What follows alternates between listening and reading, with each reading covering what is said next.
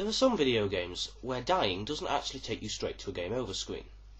For example, in games like Star Wars Battlefront, where you play as one soldier as many, all dying does is deduct your team's soldier count by 1 and respawn you on the respawn points.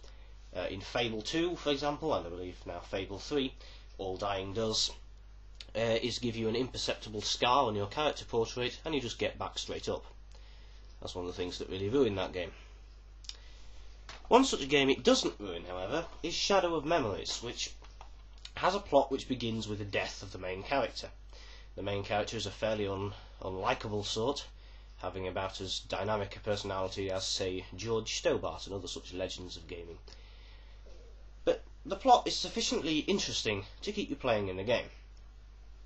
Obviously, since the character dies at the start, and it's not the shortest game ever, the logical thing to do is to assume that this game contains time travel, and such an assumption would indeed be correct. It also features, I believe, 6 regular endings, and I think 2 endings unlockable after you've beaten the first 6. I've only fully played through it once before, and I've only ever gotten, therefore, one of the endings. I can't really tell you what my thoughts on the ending were without spoiling the thing, without spoiling the plot for you. So I think we'll just play and let you decide for yourself. I will say that regardless of my opinions about the ending itself, I found the game rather enjoyable. It's completely story driven and puzzle solving. There's no combat, I mean you could call it puzzle solving, but I think mainly it's story based. If you don't like the story, or at least if you don't like some aspect of the story, you won't like the game.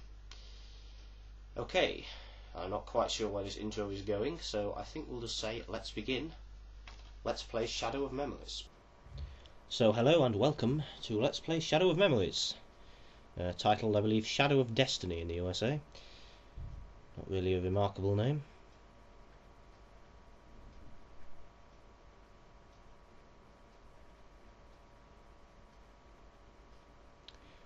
I wanted to do this game for quite some time. It is, in its way, unique.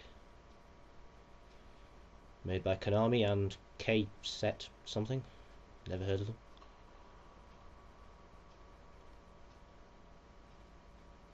Featuring a vaguely spooky door.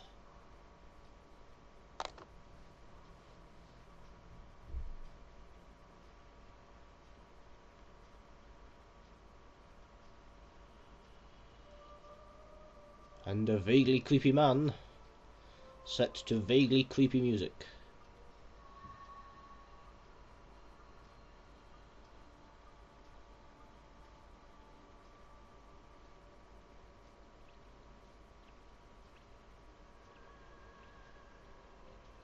With a protagonist whose legs could be described as being of vaguely creepy length. I was never quite sure why Ike spent the entire game wandering around on stilts, but there you are.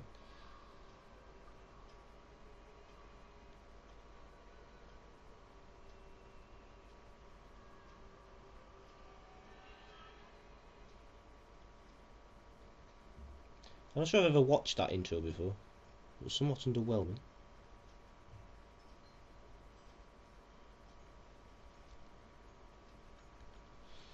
So yeah, I'm just gonna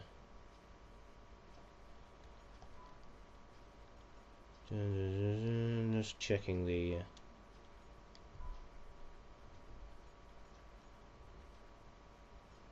settings. Yeah, fine. Let us begin.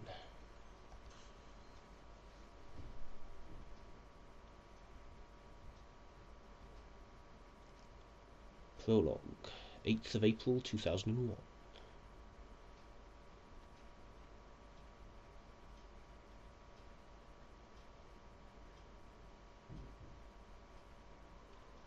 Welcome to the quaint little town of I can't remember its name.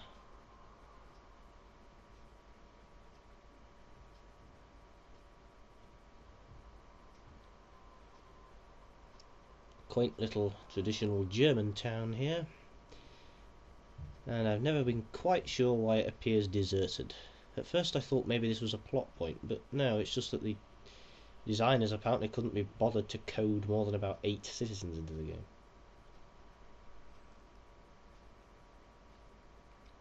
Ike seems creeped out by the fact that nobody is around.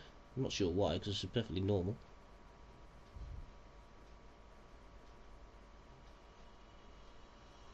And boom! The population of the town has now been halved.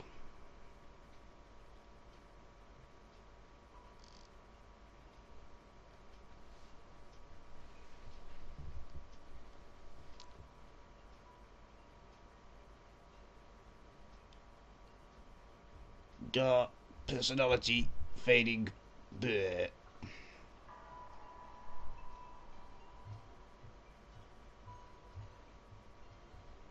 Time of death 1430.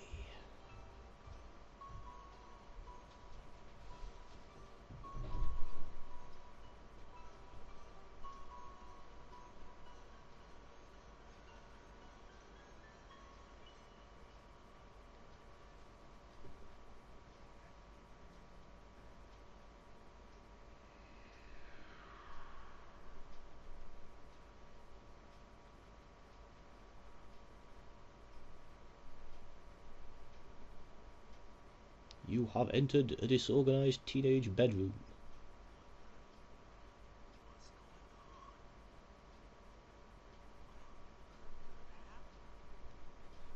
Duh, my personality has been sucked out of me.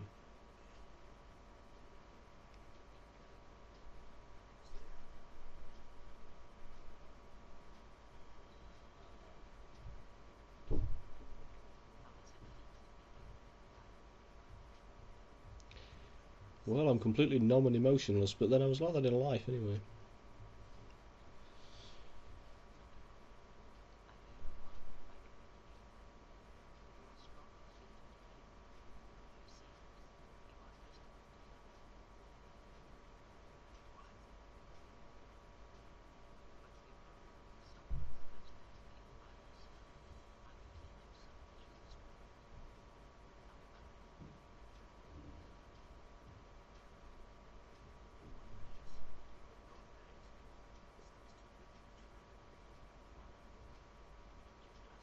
Of course we can't trust you, your voice echoes in a creepy manner.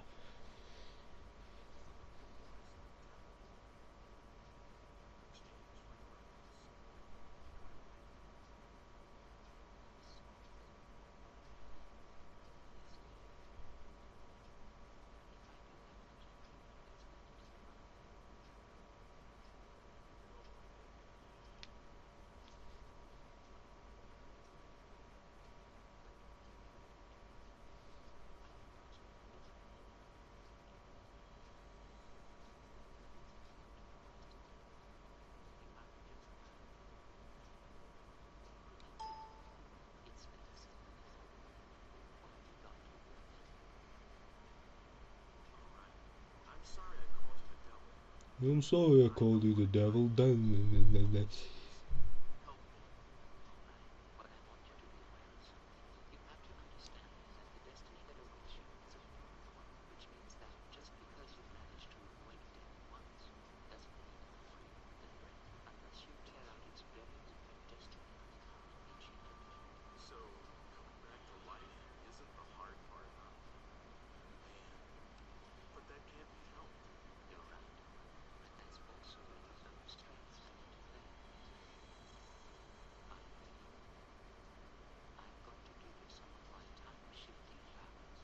I'm going to give you a digivice. Now take care of it. Definitely not a digivice. Name advised by our copyright lawyers. Woo, I have control. I have the power to walk over and pick something up. That was thrilling.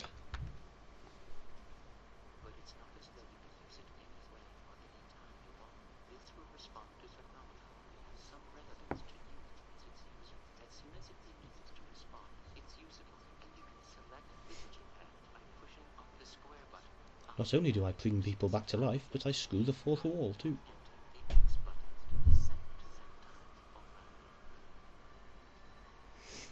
Yeah.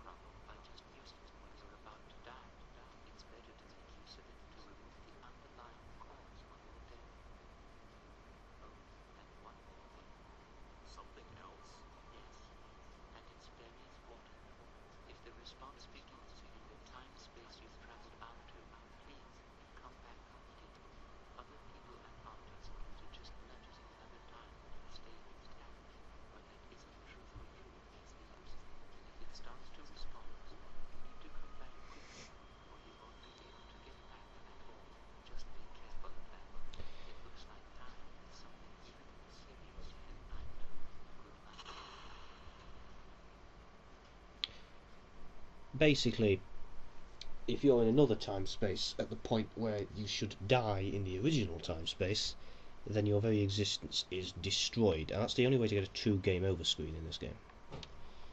So yeah, we take the creepy door back to the real world.